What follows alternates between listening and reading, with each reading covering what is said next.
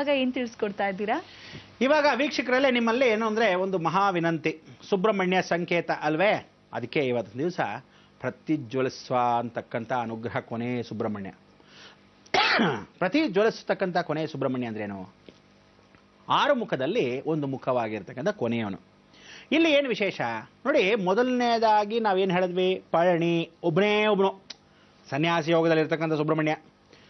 ಪಳನಿ ಸ್ವಾಮಿಮಲೆ. ಸ್ವಾಮಿಮಲೆ ಅಂತಕ್ಕಂಥದ್ದೇನು? ಕುಮಾರ ಗುರುನಾಥ, ಅಂದರೆ ತಂದೆಗೆ ಉಪದೇಶ ಮಾಡಿರ್ತಕ್ಕಂಥ ಗುರುಸ್ಥಾನದಲ್ಲಿ ಕೂತಿದ್ದಾನೆ. ಅದಕ್ಕೆ ಮೊದಲು ತಿರುಪರಕೊಂಡ್ರಮ್ ಹೋಗಿದ್ವಿ. ತಿರುಪರಕೊಂಡ್ರಮಲ್ಲಿ ಯಾರೋ? ಇಂದ್ರನ ವಿಶೇಷವಾಗಿರ್ತಕ್ಕಂಥ ಮಗಳು, ಇಂದ್ರನ ಮಗಳು. ಅದಕ್ಕೆ ಏನಂದ್ರೆ ದೇವಸೇನ, ಇಂದ್ರ ದೇವಸೇನ ಅಂತ. ಆ ದೇವಸೇನ ಮಗಳಾಗಿರ್ತಕ್ಕಂಥ ತಿರುಪರಕೊಂಡ್ರಮ್. ಅದಾದ್ಮೇಲೆ ಹೀಗೆ ಬಂದ್ವಿ ತಿರುಚೆಂದೂರಲ್ಲಿ ಏನು ಮಾಡ್ತೀವಿ? ವಿಶೇಷವಾಗಿ ಗುರು ಮಂಗಳ ಯೋಗವನ್ನ ಸೃಷ್ಟಿ ಮಾಡ್ತೀವಿ. ಅಂದ್ರೆ ಅವನ ಹೆಂಡತಿ ಸಮೇತ ಇರ್ತಾನೆ, ಆದರೆ ರುದ್ರವಾಗಿರ್ತಾನೆ. ಯುದ್ಧಕ್ಕೆ ಹೋಗೋ ಗಂಡ, ಯಾವ ಕಾಲಕ್ಕೂ ಕಾರ್ಯನಿಮಿತ್ತವಾಗಿರ್ತಕ್ಕಂಥ ಗಂಡ, ಯಾವ ಕಾಲಕ್ಕೂ ಕೆಲಸ ಕಾರ್ಯದಲ್ಲೇ ಹೊಂದ್ಕೊಂಡಿರ್ತಕ್ಕಂಥ ಗಂಡ. ಅಂದರೆ ಅವನು ಬರೀ ಶ್ರದ್ಧಾಂ ವಿದ್ಯಾಂ ಆಯುಷ್ಯಮೇ ವರ್ಣಂ, ಆ ಶ್ರದ್ಧೆಗೆ ಮಾತ್ರ ಇರ್ತಾನೆ ಹೊರತು ಹೆಂಡತಿ ಸಂಸಾರ ಎಲ್ಲ ದೂರ ಅಂತ ಒಂದು ವಿಶೇಷವಾಗಿರ್ತಕ್ಕಂಥ ಸುಬ್ರಹ್ಮಣ್ಯ. ಅದಾದ ಮೇಲೆ ತಿರುಪರಕೊಂಡ್ರಂ, ತಿರುಚೆಂದೂರ್, ಪಳನಿ, ಸ್ವಾಮಿಮಲೆ, ತಿರ್ತಣಿ. ಅಲ್ಲಿ ಯಾರು ಬಂದ? ಅಲ್ಲಿ ಬಂದಿರತಕ್ಕಂಥದ್ದು ವಳ್ಳಿ. ಅಂದ್ರೆ ಏನು? ಭೂಲೋಕದಲ್ಲಿ ಮದುವೆ ಆದ, ಭೂಲೋಕದಲ್ಲಿ ಮದುವೆ ಆಗಿರ್ತಕ್ಕಂಥ ಹೆಂಡತಿ. ಅಂದರೆ ಕಾಡು ಜನಾಂಗದವಳು, ವಿಶೇಷವಾಗಿ ಮತ್ಸ್ಯ ಕನ್ಯೆಯಾಗಿರ್ತಕ್ಕಂಥವಳು, ವಿಶೇಷವಾಗಿ ಕಾಡು ಜನದಲ್ಲೇ ಇರತಕ್ಕಂಥ ಪ್ರದೇಶವಾಗಿರ್ತಕ್ಕಂಥವಳು. ಇವಳನ್ನ ಹೋಗಿ ಮದುವೆ ಆದ. ಎಷ್ಟು ಸಂತೋಷ ಆಯಿತು. ಅಂದರೆ ಅವನು ವೃದ್ಧಾಪ್ಯದಲ್ಲಿ ಇವಳನ್ನ ಪ್ರೀತಿಸ್ತಾ ಇರ್ತಾನೆ. ಲವ್ ಅನ್ನೋದು ಬಹಳ ಚೆನ್ನಾಗಿರುತ್ತೆ. ಪ್ರತಿಯೊಬ್ಬರಿಗೂ ಪ್ರೀತಿ ಅನ್ನೋದಿರುತ್ತೆ. ಆದರೆ ಪ್ರೀತಿಗೂ ವ್ಯಾಮೋಹ ಮೋಹಕ್ಕೂ ವ್ಯತ್ಯಾಸ ಇಲ್ವೇ? ಅದಕ್ಕೆ ಹೇಳೋದು, ಪ್ರೀತಿ ತಾಯಿ ಮಗುಗೂ ಕೊಡ್ತೆ, ಗಂಡ ಹೆಂಡತಿಗೂ ಕೊಡುತ್ತೆ, ತಂದೆ ತಾಯಿ ಮಕ್ಕಳು ಕೊಡ್ತಾರೆ. ಆದರೆ ಕೆಲವ್ರ ಪ್ರೀತಿಯಾಗಿರಲ್ಲ. ಏನೋ ಒಂದು ಸ್ವಾರ್ಥ. ಇದು ಕೊಟ್ಟರೆ ಅದು ತಗೋ, ಅದು ಕೊಟ್ಟರೆ ಇದನ್ನು ತಗೋ. ಇನ್ಫ್ಯಾಕ್ಚುಯೇಷನ್, ಹಾಳ್ಮುಂಡೆವು ಬಿಟ್ಬಿಡಿ. ಆದರೆ ಜೀವನ ಜಗತ್ತಲ್ಲಿ ನಿಜವಾದ ಪ್ರೀತಿ ಬಾಂಧವ್ಯ ಅರ್ಥ ಯಾರು ಮಾಡ್ಕೊಂಡಿರ್ತಾರೆ ಅವ್ರು ಯಾವತ್ತಿದ್ರು ಚೆನ್ನಾಗಿರ್ತಾರೆ. ಆ ಭಗವಂತನ ಆಶೀರ್ವಾದನು ಹಾಗೆ ಇರುತ್ತೆ. ಅದನ್ನ ಸುಬ್ರಹ್ಮಣ್ಯ ತೋರಿಸ್ಕೊಟ್ಟ. ಆ ಕಥೆಯಲ್ಲಿ ಏನು ಮಾಡಿದ ಗೊತ್ತಾ? ವೃದ್ಧ ವಯಸ್ಸಿನ ಆಕಾರದಲ್ಲಿ ಹೋದ. ಪ್ರೀತಿಗೆ ಅವನು ಯಾವತ್ತು ಹೆಣ್ಣು ಹೇಳ್ತೀರಿ, ಲವ್ ಇಸ್ ಬ್ಲೈಂಡ್ ಅಂತ ಹೇಳ್ಬಿಡ್ತೀರಿ. ಆದರೆ ಆ ಕಾಲದಲ್ಲಿ ಇದು ಅರ್ಥನೂ ಹೇಳ್ದ. ನೋಡು, ವೃದ್ಧಾಪ್ಯದಲ್ಲಿ ಹೋದಾಗ ಅವನ ಮೇಲೆ ಒಂದು ಪ್ರೀತಿ ಬಾಂಧವ್ಯ. ಈ ವಯಸ್ಸಲ್ಲಿ ಅವಳು ನನ್ನ ಹೆಂಡತಿ ಆಗ್ತಾಳೆ. ಅವ್ನು ಓಡ್ಬಂದು ತಪ್ಕೊಳ್ಳಾಗ ನಮ್ಮ ಮುದುಕನ್ನೆಲ್ಲ ಕಟ್ಕೊಳಕಾಗತ್ತಾ ಅಂತ ಓಡೋಗ್ತಾಳೆ ವಳ್ಳಿ.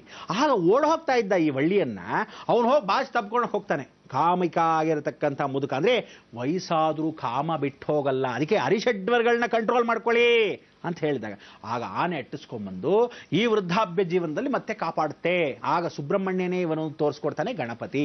ಅದಕ್ಕೆ ವಿಶೇಷವಾಗಿ ನಿರ್ವಿಘ್ನಂ ಕುರುಮೇ ದೇವ, ಸತ್ಯವಾಗಿದ್ದರೆ ಆ ವಿಘ್ನಗಳನ್ನ ಲೋಪದೋಷಗಳನ್ನ ಓಡಿಸಿ ನಿರ್ವಿಘ್ನವಾಗಿ ಸಂಬಂಧವನ್ನು ಸೇರಿಸ್ತಾನೆ. ಆ ವಳ್ಳಿ ಜೊತೆ ಸೇರ್ಕೊಂಡ ಅಲ್ವಾ? ಇಂತಹ ಒಂದು ವಳ್ಳಿ ಜೊತೆ ಸೇರ್ಕೊಂಡಿರೋತಕ್ಕಂಥ ಕೇಂದ್ರ ಬಿಂದು ಆಗಿರ್ತಕ್ಕಂಥವನು ಅಲ್ಲಿರ್ತಕ್ಕಂಥ ತಿರುತಣಿ. ಇವತ್ತು ಫಲಮುದ್ರ ಚೋಲೆಯಲ್ಲಿ ಇಬ್ಬರೆಂಟಿರೋ, ಅಕ್ಕನ್ ಕೊಟ್ರೆ ತಂಗಿ ಫ್ರೀ. ಅಕ್ಕ ತಂಗಿರಿಬ್ಬರನ್ನು ಕಟ್ಕೊಂಡಿರ್ತಕ್ಕಂಥವನು. ಎಂಥ ಒಂದು ಬಾಂಧವ್ಯ. ವಳ್ಳಿ ದೇವಸೇನ ಅಂದರೆ ಸುಬ್ರಹ್ಮಣ್ಯನಿಗೆ ಯಾವತ್ತು ತಿಳ್ಕೊಳ್ಳಿ, ನೀವು ಯಾವತ್ತಿದ್ರು ಸುಬ್ರಹ್ಮಣ್ಯನಿಗೆ ಕಣಗ್ಲೆ ಹೂವಾನೇ ಶ್ರೇಷ್ಠತೆ. ಅವನು ಕಣಗ್ಲೆ ಹೂವು ಕೊಡಬೇಕು. ಮರ್ಗ ದವನ, 2 ಸೊಪ್ಪು ಅಂದರೆ ಭೂಮಿಯಲ್ಲಿ ಹುಟ್ಟತಕ್ಕಂಥ 2 ಪರಿಮಳ. ಅವರಿಬ್ಬರಿಗೂ ತುಂಬ ಇಷ್ಟವಾಗಿದ್ದು ಮರ್ಗ ದವನ. ಒಬ್ಬಳಿಗೆ ದವನ ಇಷ್ಟ, ಇನ್ನೊಬ್ಬಳಿಗೆ ಮರ್ಗ ಇಷ್ಟ. ಆ ಮರ್ಗ ದವನ ನೋಡಿ ಹೀಗೆ ಇಟ್ಕೊಂಡ್ರೆ ಕೈಯಲ್ಲಿ ಸುಮ್ಮನೆ ಹಂಗೆ ಹಿಂಗಿಟ್ಟರೆ ಆಹಾ ಎಂಥ ಪರಿಮಳ, ಸುಗಂಧ ಪರಿಮಳ. ಆದರೆ ನೀವು ಎಷ್ಟೋ ಜನಕ್ಕೆ ಆ ಒಂದು ಜೀವನ ಗೊತ್ತಿಲ್ಲ. ಮಾಯಾವಿಯಾಗಿರ್ತಕ್ಕಂಥದ್ದು ಕಣಗ್ಲೆ ಹೂವು. ಹೂವಿನ ಕೂಡ ಸುವಾಸನೆಗಳು ಬರೋಲ್ವೇ ಅಂದಾಗ ಆ ಹೂವಿನಲ್ಲಿ ಕಟ್ಟಿದಾಗ ಮರ್ಗಾದವನ 2 ಪ್ರಿಯವಾಗಿರ್ತಕ್ಕಂಥ. ಅದಕ್ಕೆ ಸುಬ್ರಹ್ಮಣ್ಯನಿಗೆ ಯಾವತ್ತು ಮರ್ಗಾದವನ ಕೊಡ್ತಿರೋ ಅಂದರೆ, ನೀವು ಕೆಲವರೆಲ್ಲ ಏನು ಮಾಡ್ತೀರಾ ಗೊತ್ತಾ? ಯಾವುದೋ ಮಂತ್ರಿಗಳ ಹತ್ರ ಹೋಗಿರ್ತೀರ. ಮಂತ್ರಿಗಳ ಹತ್ರ ಹೋದಾಗ ಸ್ವಲ್ಪ ಕೆಲಸ ಮಾಡ್ಕೊಡಿ ಸ್ವಾಮಿ ಅಂದಿರ್ತೀರ. ಮಾಡ್ಕೊಡ್ತೀನಿ ಟೇಬಲ್ ಕೆಳಕಳ್ಳಿ, ಅಲ್ಲಿ ಕಳ್ಳಿ, ಇಲ್ಲಿ ತಳ್ಳಿ ಅಂತ ತಳಿಸ್ಕೊತಾ ಇರ್ತಾರೆ ದುಡ್ಡನ್ನ ಅಲ್ವಾ? ಅಷ್ಟೆಲ್ಲ ಮಾಡಿದ್ರು ಆಗಲ್ಲ ಕೆಲಸ. ಬೇಗ ಕೆಲಸ ಎಲ್ಲಾಗೋದು? ಹೋಮ್ ಮಿನಿಸ್ಟರ್ ಒಳಗಿರ್ತಕ್ಕಂಥ ಹೆಂಡತಿ ಹತ್ರ ಹೋಗಿ ಕತೆ ಹೇಳಿರ್ತೀರ. ಮೆತ್ತಗೆ ಪುಸ್ಲಾಯಿಸ್ಕೊಂಡು ಅವ್ರ ಹತ್ರ ಕೆಲಸ ಮಾಡಿದವ್ರು ಆಗಲಿ ಅದು ಯಾವ ಸಂಬಂಧಿ ಆಗಲಿ ಒಳಗೆ ಹೋಗಿ ಹೇಳಿರ್ತೀರ. ಇಮಿಡಿಯೇಟ್ ಕೆಲಸ. ಯಾಕಂದ್ರೆ ರಾತ್ರಿ ಸ್ವಿಚ್ ಆನ್ ಆಫ್ ಆಗಿರುತ್ತೆ ನೋಡಿ. ಅದಕ್ಕೋಸ್ಕರ ಆ ಪ್ರಕೃತಿ ನಿಯಮದಲ್ಲಿ ಮರ್ಗಾದವನ ಸುಬ್ರಹ್ಮಣ್ಯನ ಇಬ್ಬರು ಹೆಂಡತಿರು ಕೊಟ್ಟರೆ ಏನಾಗುತ್ತೆ? ಸುಬ್ರಹ್ಮಣ್ಯ ಕೇಂದ್ರಗದ, ರಾಹುಕೇತು ಕಂಟ್ರೋಲ್. ಅದಕ್ಕೆ ಫಳ ಮುದರ್ ಚೋಲೈ. ಫಳ ಅಂದ್ರೆ ಹಣ್ಣು, ಮುದರ್ ಚೋಲೈ. ಆ ಹಣ್ಣನ್ನ ಯಾವತ್ತು ಬಿಸಿನ ಅಂತ ಊದಬೇಕಾ, ಧೂಳ ಅಂತ ನಾವು ಗೊತ್ತಾಗಬೇಕು. ಅದಕ್ಕೆ ಜಗತ್ತಲ್ಲಿ ಅವ್ವಯ್ಯಾರ್ ಅಂತ ಹೇಳಿದ್ರು. ಆ ಅವ್ವಯ್ಯಾರು ಏನು ಮಾಡಿದ್ರು, ಈ ಹಣ್ಣನ್ನು ಹೋಗ್ತಾ ಇದ್ದಾಗ ನೇರಳೆ ಹಣ್ಣು ಸಿಕ್ಕಿತ್ತು. ಅಯ್ಯೋ ನೇರಳೆ ಹಣ್ಣು ಸಿಕ್ಕಿದೆಯಲ್ಲ, ಹೀಗೆ ಕೆಳಗೆ ಬಿದ್ದಿರತಕ್ಕಂಥದ್ದು ಹೀಗೆ ತಗೊಂಡು ಏನಂದ್ರು, ಅಯ್ಯೋ ಇದೆಲ್ಲ ಧೂಳಾಗೋಗಿದೆ ಅಂದರು. ಆಗ ಅವನು ಬುದ್ಧಿವಂತ ಏನು ಮಾಡ್ದ, ಪುಟ್ಟ ಹುಡುಗನಾಗಿ ಹೋಗಿ ಮರದ ಮೇಲೆ ಕೂತಿದ್ದ. ಯಾರೋ ಈ ವಿಶೇಷವಾಗಿರೋ ಸುಬ್ರಹ್ಮಣ್ಯ. ಆ ಅವ್ವಯ್ಯಾರಿಗೆ ಪರೀಕ್ಷೆ ಮಾಡೋಕ್ಕೋಸ್ಕರ ಮೇಲ್ಗಡೆ ಕೂತಿದ್ದವನು, ಏನಜ್ಜೆ ಬಿಸಿಯಾಗಿದೆಯಾ ಅಂತ.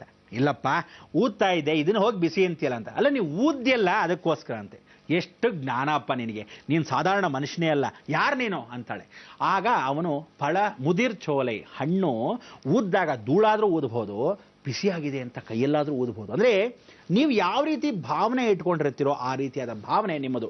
ಭಗವಂತನ ಮೇಲೂ ಅಷ್ಟೇ ಅದೇ ರೀತಿಯಾದ ಶ್ರದ್ಧೆ, ವಿದ್ಯೆ, ಆಯುಷ್ಯಮೇ ವರ್ಣ ಅಂತ ಅವನಿಗೂ ಅಷ್ಟೇ ನಮ್ಮ ನಿಮ್ಮ ಬಾಂಧವ್ಯ ಹೇಗೆ ಅವನು ಹೊಂದ್ಕೊಂತಾನೋ ಭಗವಂತ, ಆ ರೀತಿಯಾದ ಬಾಂಧವ್ಯ ನಿಮಗೆ ಅವನ ಮೇಲಿರಬೇಕು. ಅದೇ ರೀತಿಯಾದ ಬಾಂಧವ್ಯ ಅವನಿಗಿರಬೇಕು. ಇದನ್ನ ಅರ್ಥ ಏನು ಅಂದರೆ, ಪ್ರತಿಯೊಬ್ಬನು ದೇವಸ್ಥಾನಕ್ಕೆ ಹೋಗಬೇಕಾ ಅಂತ ಅರ್ಥ ಅಲ್ಲ.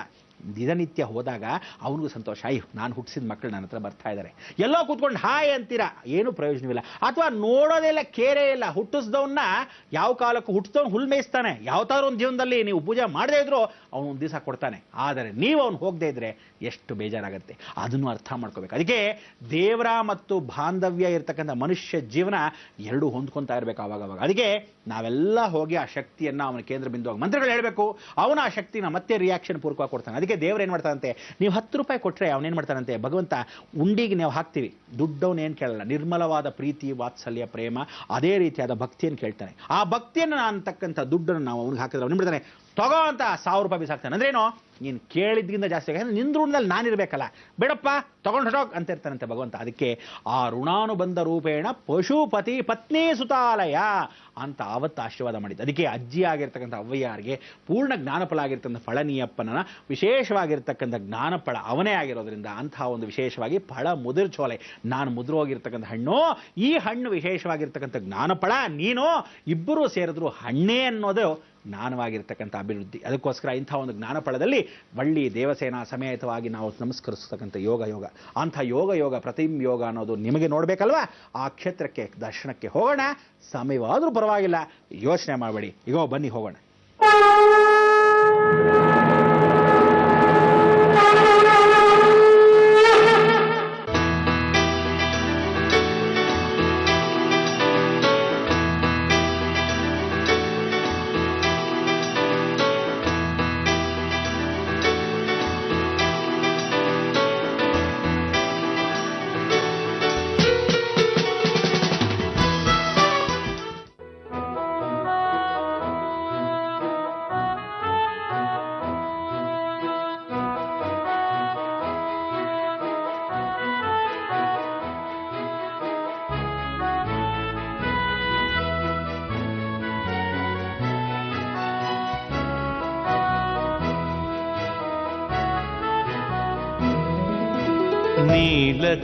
नीलकण्ठवाहनं द्विषड्भुजं किरीटिनं लोलरत्नकुण्डलप्रभाभिरामषण्मुखं शूलशक्तिदण्डकुकुटाक्षमालिकाधरं बालमीश्वरं कुमारशैलवासिनं भजे.